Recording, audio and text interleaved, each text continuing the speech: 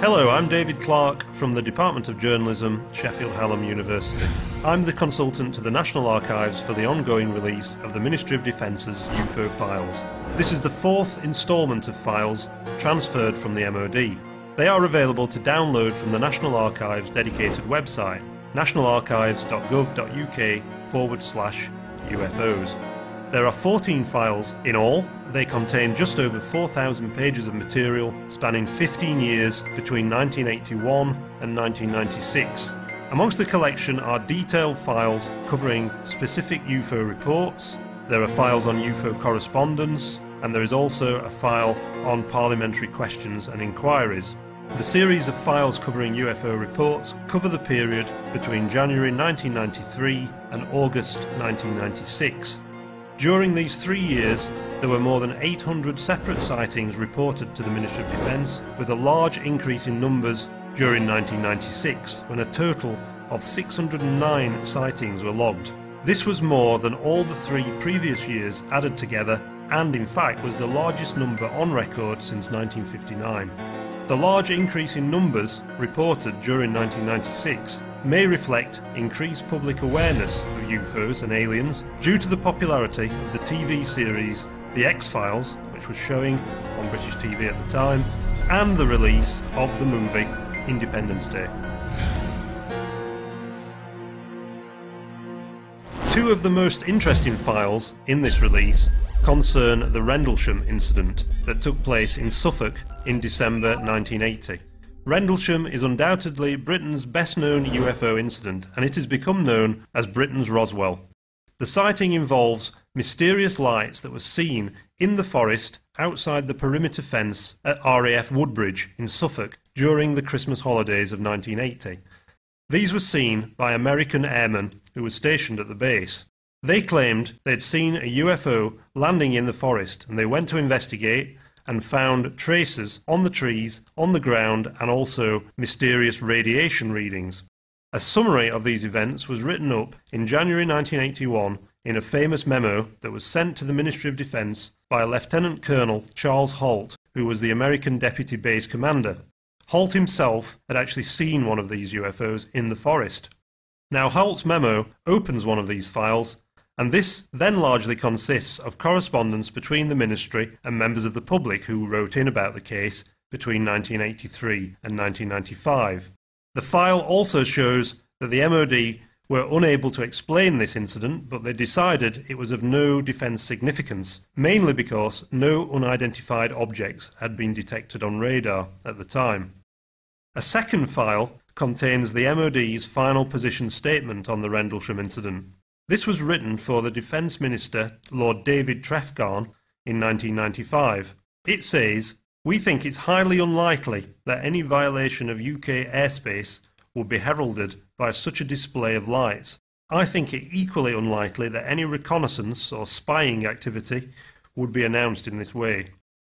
But Lord Hill Norton, who was a former Chief of Defence Staff, was unconvinced by the official statements on the case. He believed the Rendlesham Forest UFO incident was a potential banana skin looming for the MOD.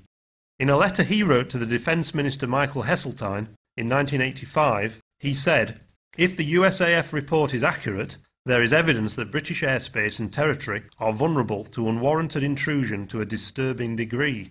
If, on the other hand, Colonel Holt's report must be dismissed, then we have evidence, no less disturbing, I suggest, that a sizable number of USAF personnel at an important base in British territory are capable of serious misperception, the consequences of which might be grave in military terms." Responding to another letter about the incident, Michael Heseltine said, "I can assure you there is not a grain of truth in the allegation that there has been a cover-up about alleged UFO sightings, including Rendlesham." Another important UFO story covered by these files is the wave of sightings that happened in Belgium during 1989 and 1990. The MOD papers reveal how in March 1990 the Belgian Air Force received many reports of brightly lit triangular-shaped flying objects. These had been seen late at night by police officers and many other witnesses. Unidentified objects were also seen by NATO radars around the same time, and this led the Air Force to scramble F-16 fighters to intercept them. In a statement sent to the British Ministry of Defence in June 1994, General Wilfred de Bruer, Chief of Operations at the Belgian Air Staff, confirmed that F-16 pilots had obtained lock-ons with their airborne radars, but were unable to explain what had caused these phenomena.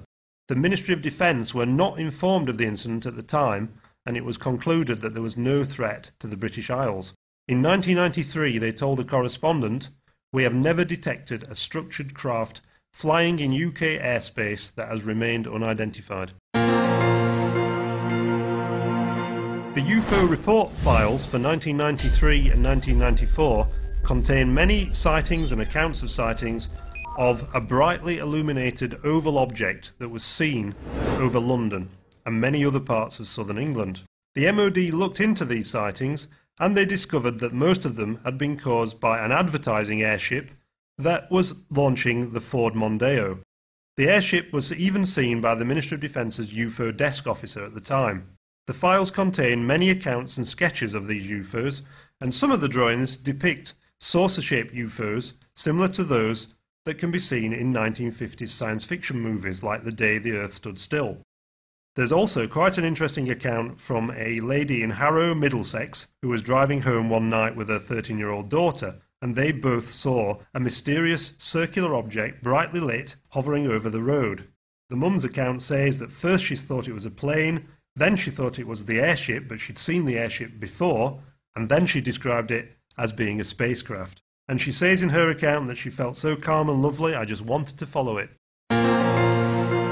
One entire file is devoted to a flap of UFO sightings over the South and Midlands of England that happened in the early hours of the 30th and the 31st of March 1993. Bright lights were seen by police officers and military witnesses, including a police patrol at RAF Cosford near Wolverhampton. As a result of that sighting, this incident has become known as the Cosford Incident. In fact, during a 6-hour period that night, there were between 20 and 30 sightings reported to the Ministry of Defence across the south and west of the British Isles. On receiving these incidents, the Ministry of Defence's UFO desk became so concerned that they asked the RAF to replay the radar tapes for that particular night. When they looked again at these radar tapes, they found that nothing unusual had been detected, and soon afterwards it emerged that the majority of the sightings had been caused by the re-entry into Earth's atmosphere of a Russian rocket that had launched a Cosmos satellite into orbit. So, at the end of the day, this was one UFO that eventually became an IFO. That's an identified flying object. One of the strangest UFO stories in these files was an attempted abduction by aliens, reported to the Ministry of Defence by police in Staffordshire. What occurred is best described in the police statement sent to the Ministry of Defence, which follows. Both youths tried to convey what had allegedly happened to them. They stated that whilst walking up the Rugeley Road, they had both experienced an intense heat. Their skin turned a glowing red.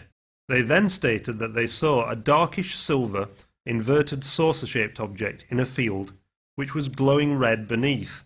The object was about 4 houses high in the sky and about 40 foot away from them.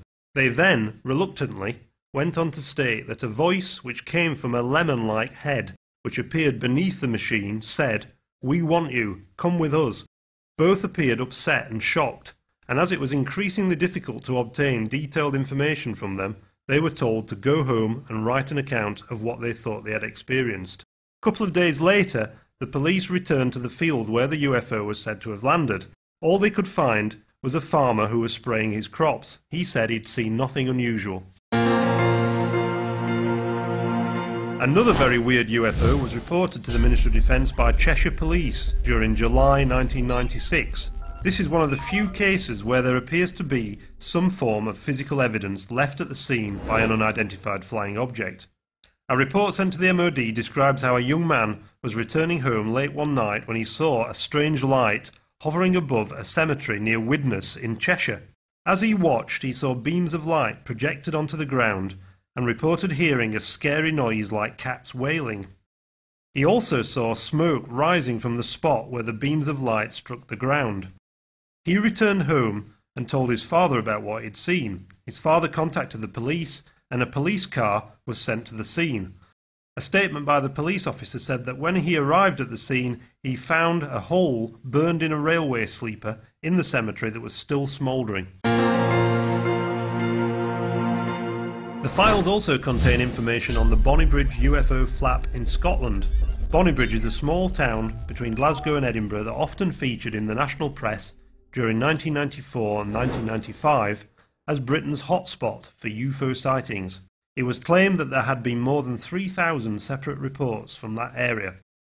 In 1995, a local councillor wrote to the then Prime Minister John Major asking for an inquiry into the sightings, and he later tried to twin the town with Roswell in New Mexico.